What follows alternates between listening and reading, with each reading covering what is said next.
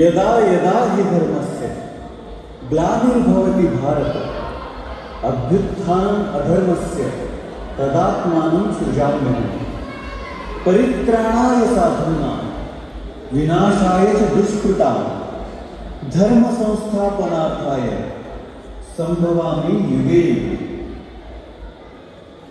हे भारत, जब जब धर्म की हानि और अधर्म की वृद्धि होती है तब तब मैं अपने रूप को रचता हूँ, अर्थात साकार रूप से लोगों के समूह प्रकट होता हूँ।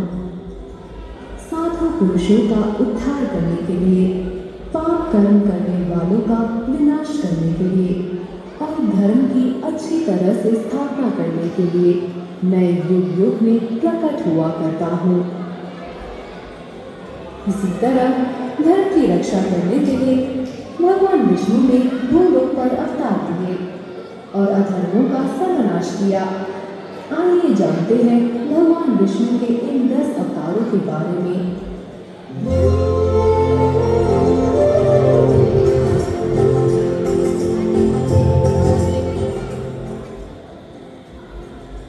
मत्स्य अवतार। भगवान विष्णु का पहला अवतार है मत्स्य अवतार। सत्ययुग के दौरान सत्यव्रत नामक एक राजा हुआ करते थे। एक दिन हमेशा की तरह जब वह नदी में स्नान कर अर्घ्य दे रहे थे तब उनके अंजलि में भरे पानी में एक मछली आ गई। राजा ने सोचा कि वह उस मछली को फिर पानी में छोड़ देंगे, परंतु वह ऐसा करते इससे पहले ही वह मछली उनसे विनती करने लगी कि कृपया आप मुझे इस पानी में फिर न डालें। अगर मैं फिर इस पानी में गई तो बड़ी मछलियाँ मुझे हानि पहुँचाएंगी।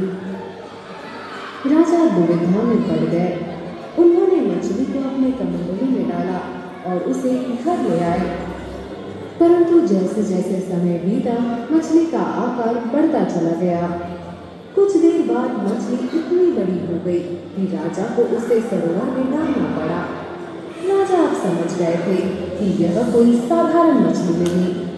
उन्होंने मछली से प्रार्थना की, मैं जानता हूँ कि आप कोई साधारण जीव नहीं, कृपा करके आप अपने असली रूप में आ जाए। राजा की प्रार्थना सुनकर भगवान विष्णु राजा के सामने प्रकट हो गए और राजा से कहा कि आज से ठीक 7 दिनों बाद महाप्रलय होने वाला है। जब प्रलय होगा तब एक विशाल नाव तुम्हारे पास तुम्हारी सहायता करने आएगी। तब तुम सप्तऋषि, औषधियाँ, बीज और प्राणियों को साथ लेकर उस नाव में बैठ जाना। जब वह नाव तुम्हारे आगे से बाहर हो जाएगी तब मैं मत्स्य के रूप में तुम्हें बचाने आऊँगा। और ठीक 7 दिनों बाद भगवान विष्णु के कहे अनुसार महाप्रलय आया। भगवान विष्णु एक विशाल मत्स्य के रूप में उन्हें बचाने आ गए। उस दौरान विष्णु ने राजा को तत्व ज्ञान का पाठ सिखाया जो आज मत्स्य पुराण के नाम से जाना जाता है।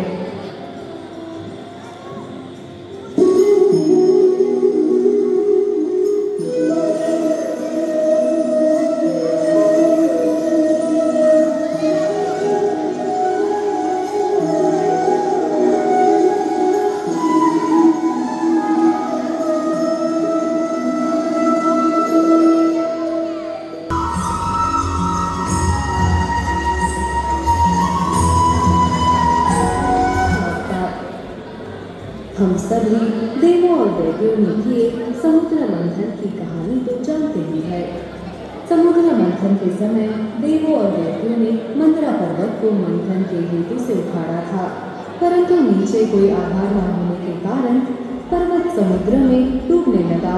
तब भगवान विष्णु ने कुर्मा यानी कछुए के रूप में आकर पर्वत को अपनी विशाल पीठ पर सहारा दिया और समुद्र मंथन में सहायता की।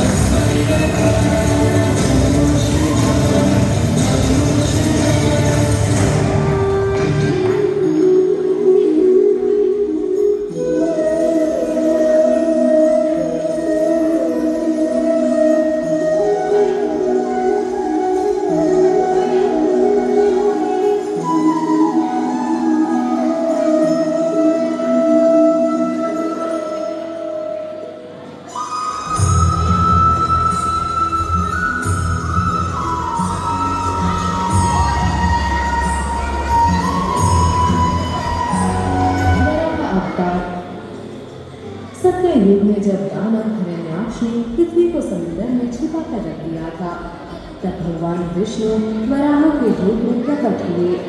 उन्होंने सभी देवताओं की विनती पर पृथ्वी को ढूंढ निकाला और अपने विशाल दंड से उसे समुद्र से बाहर लेकर आए। अपने हेतु में नाकामयाब होने पर हिरण्याक्ष क्रोधित हुआ और उसने वराह को युद्ध के लिए ललकारा, परंतु हिरण्याक्ष इस युद्ध में पराभूत हो गया और भगवान वराह ने पृथ्वी को फिर से अपनी जगह पर स्थापित कर दिया।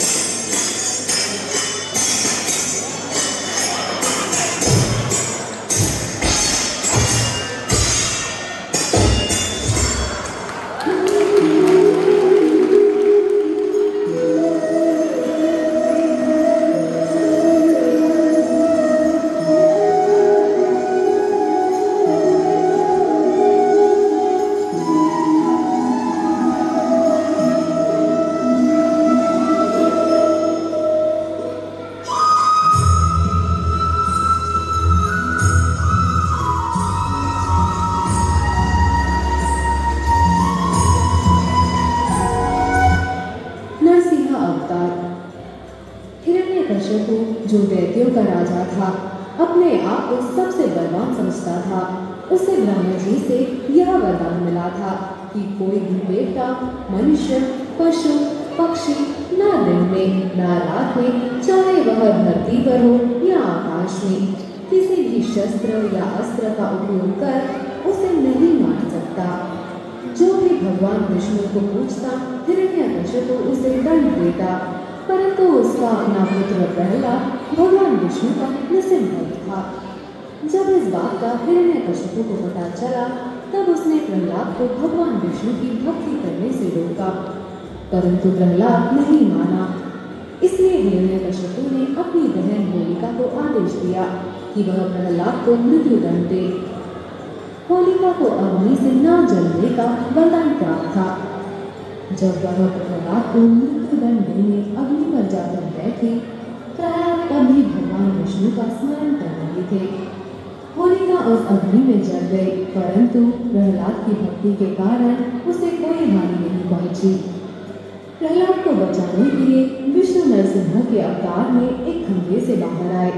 उन्होंने प्रहलाद के प्राण बचाए और हिरण्यकशिपु का अपने नाखूनों से वध किया।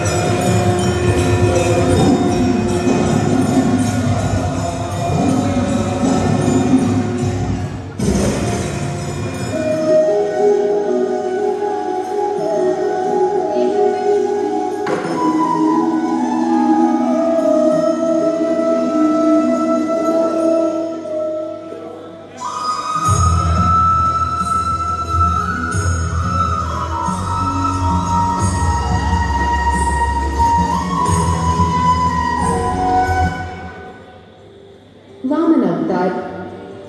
त्रेता युग में दैत्यराज बलि ने स्वर्गलोक पर कब्जा कर लिया था। सभी देवता असहाय थे और इस दुविधा से बाहर निकलने के लिए उन्होंने भगवान विष्णु से मदद की याचना की। देवताओं को स्वर्गलोक वापस दिलाने के लिए भगवान विष्णु ने वामन अवतार धारण किया। एक दिन बलि राजा ने महायज्ञ का आयोजन किया। तब वामन उस यज्ञ में पहुंच गए। उन्होंने बलि से 3 पग धरती दान में मांगी। बलि ने वामन की इच्छा का मान रखा। तब भगवान वामन ने अपना एक पैर धरती पर रखा और दूसरा पैर स्वर्ग पर, परंतु अब तीसरा पैर रखने के लिए कोई ऐसी जगह नहीं बची थी जहाँ पर बलि का राज था। वामन क्रोधित हो गए। तब बलि उनके सामने नतमस्तक हुआ और उसने वामन देव को तीसरा पग अपने सर पर रखने के लिए कहा। वामन देव के पैर रखने की वजह से बलि पाताल लोक पहुंच गया। बलि के इस नीति से वामन देव खुश हुए और उन्होंने उसे पाताल लोक का राजा बना दिया।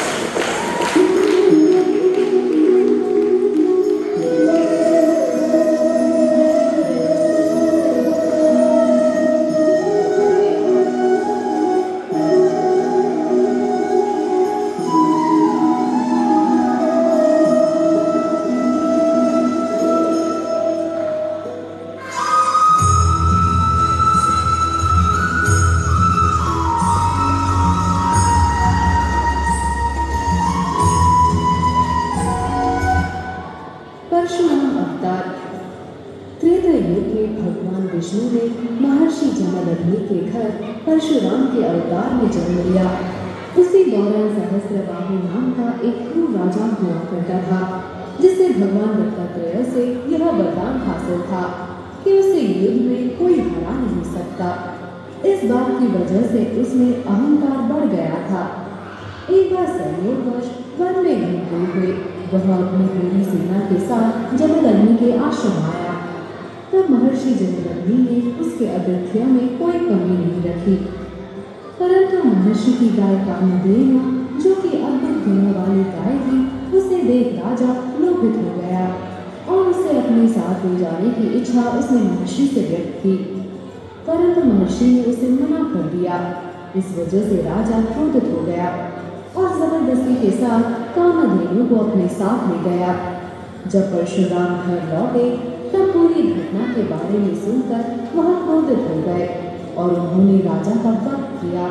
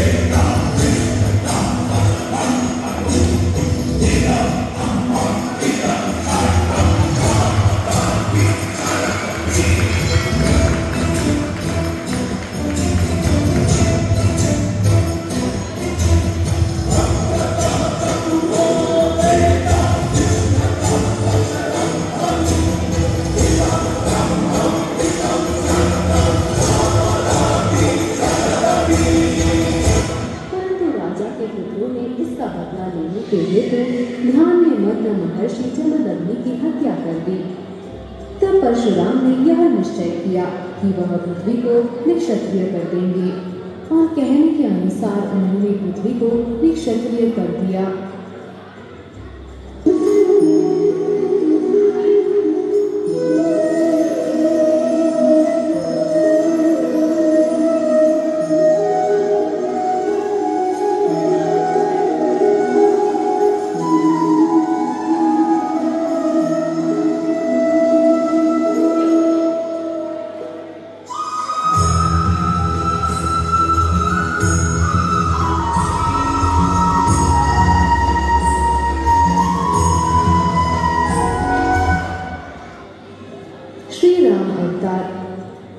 त्रेता युग में जब लंकापति रावण ने हाहाकार मचाया हुआ था, तब भगवान विष्णु ने राजा दशरथ और रानी कौशल्या के घर जन्म लिया, परंतु उनका जीवन कई सारे कठिनाइयों से भरा हुआ था।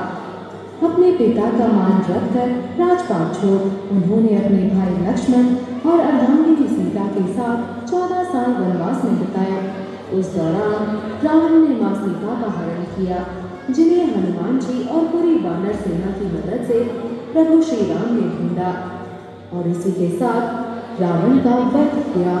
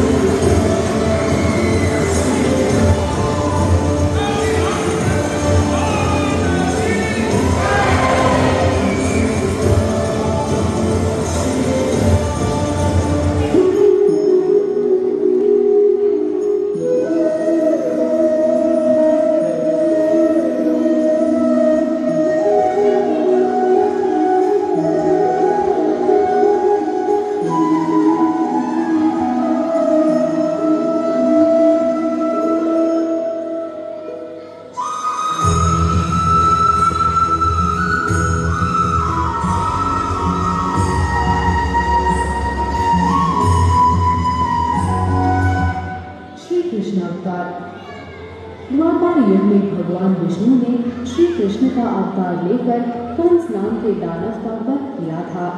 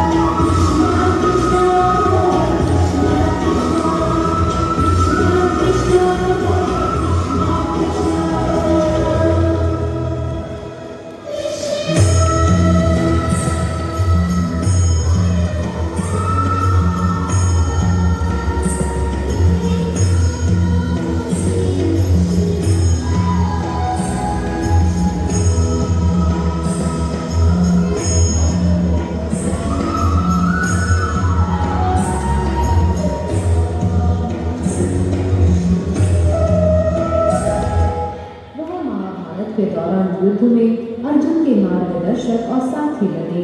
इतना ही नहीं बल्कि उन्होंने युद्ध में अर्जुन को जो ज्ञान दिया वह आज भगवत गीता के नाम से जाना जाता है, जो आज भी हमें धर्म के मार्ग पर चलने की शिक्षा देता है।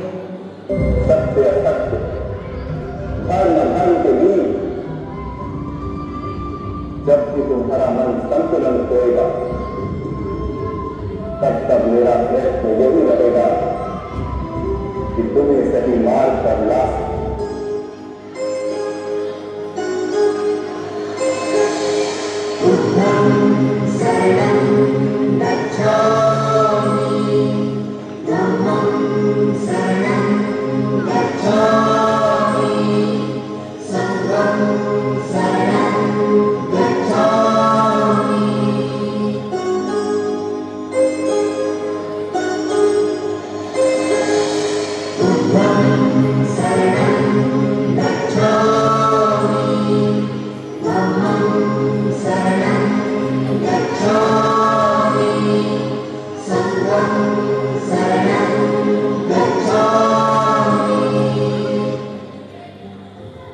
बुद्ध अवतार। शाक्य कुल में राजा शुद्धोधन के घर सिद्धार्थ का जन्म हुआ। राजकुमार होने के कारण सिद्धार्थ दुनिया के दुखों से दूर थे, परंतु जब उनका परिचय इस दुनिया की विकट परिस्थिति से हुआ तब उन्होंने अपने विलासी जीवन को छोड़ सन्यासी जीवन का स्वीकार किया। अपनी शिक्षा के द्वारा उन्होंने अहिंसा और शांति का प्रचार किया और लोगों को मध्यम मार्ग का उपदेश दिया। गौतम बुद्ध भगवान विष्णु के 9वें अवतार माने जाते हैं, जिन्होंने बुद्ध धर्म की स्थापना की।